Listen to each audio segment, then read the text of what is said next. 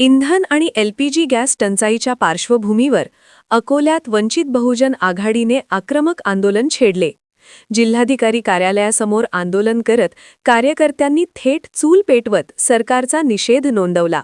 आखाती देशांतील युद्धजन्य परिस्थितीमुळे भारतात इंधन आणि गॅस पुरवठ्यावर परिणाम होत असून त्याचा सर्वाधिक फटका सर्वसामान्य नागरिक आणि हॉटेल व्यावसायिकांना बसत आहे। वाढती टंचाई आणि दरवाढ यामुळे नागरिक त्रस्त झाले आहेत। याच पार्श्वभूमीवर वंचित बहुजन आघाडीने राज्यभर आंदोलन पुकारले असून अकोल्यातही मोठ्या प्रमाणावर कार्यकर्ते रस्त्यावर उतरले।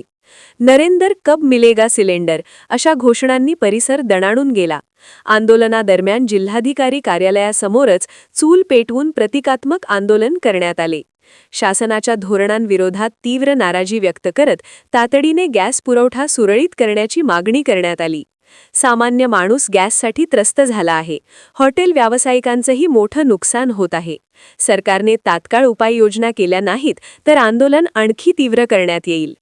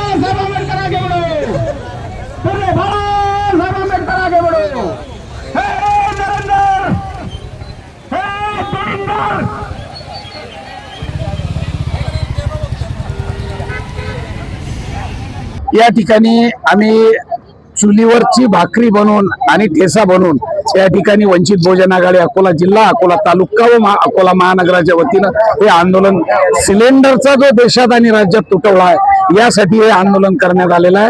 आणि हेच भाकरी आणि ठेचा आम्ही कलेक्टरांना देऊन सोबत निवेदन वंचित बहुजन आघाडीच्या वतीने देणार आहोत।